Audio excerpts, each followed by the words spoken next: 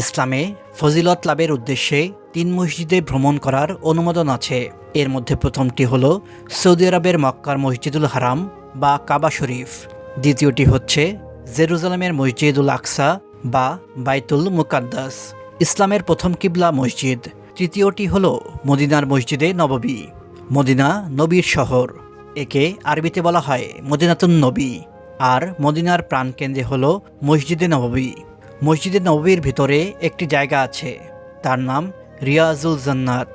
রিয়াজুল জান্নাত বলতে হজরত মুহাম্মদ সাল্লাল্লাহু আলাইহি ওয়াসাল্লামের সময় তৈরি করা মসজিদকে বোঝায়।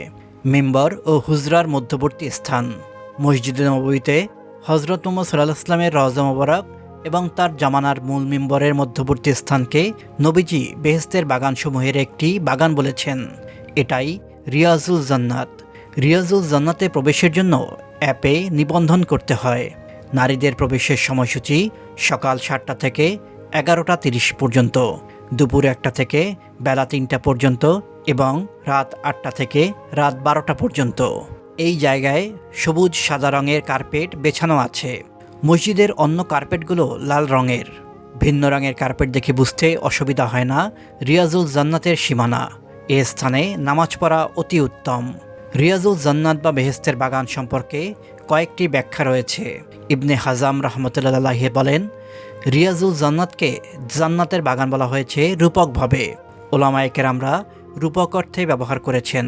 তাদের মতে এখানে জিকির করলে রহমত ও সৌভাগ্য লাভ করা যায়। নুরুদ্দিন সামহুদির লেখা আফা আলা আফার 2য় খণ্ডে বর্ণিত রিয়াজুল জান্নাতের ইবাদত বেহেশতের বাগানে পৌঁছায়, এই অর্থে ও তার রূপক অর্থবোধক। আল্লাহ এই স্থানটুকু হুবহু বেহেশতে স্থানান্তর করবেন। এই অংশ অন্যান্য জমিনের মতো নয়। পবিত্র স্থান সম্পর্কে জানিয়ে দেওয়ার উদ্দেশ্য হল আমরা যেন ইবাদতের মাধ্যমে তা আবাদ রাখি।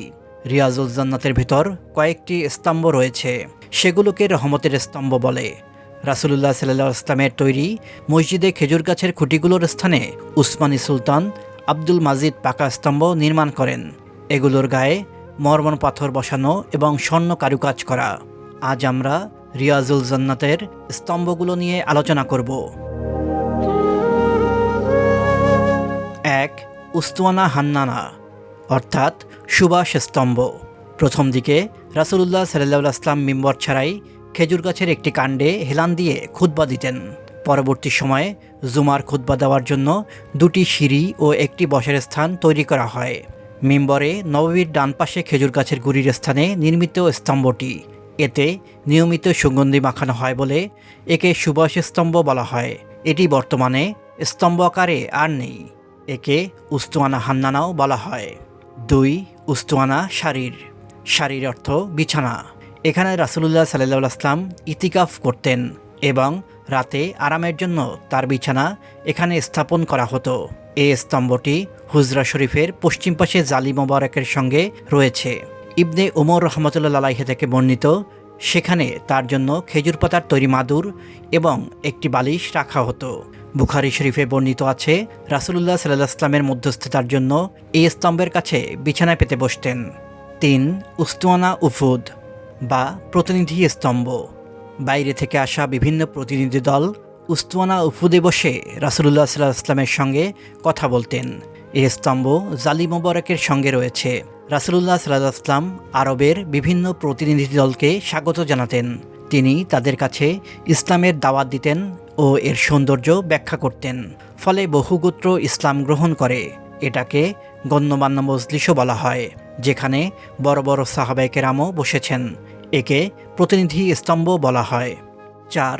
উস্তুয়ানা আয়েশা অর্থ আয়েশা স্তম্ভ। নবী করিম সাল্লাল্লাহু আলাইহি ওয়াসাল্লাম বলেছেন, আমার মসজিদে এমন একটি জায়গা রয়েছে, লোকজন যদি সেখানে নামাজ পড়ার ফজিলত জানত তাহলে সেখানে স্থান পাওয়ার জন্য প্রতিযোগিতা করত। স্থানটি চিহ্নিত করার জন্য সাহাবায়ে কেরাম চেষ্টা করতেন। রাসূলুল্লাহ সাল্লাল্লাহু আলাইহি ওয়াসাল্লামের ইন্তেকালের পর হযরত আয়েশা রাদিয়াল্লাহু তাআলা আনহু তার ভাগ্নে হযরত আব্দুল্লাহ ইবনে জুবাইর রাহমাতুল্লাহি আলাইহিকে সে জায়গাটি চিনিয়ে দেন। এটি সেই স্তম্ভ।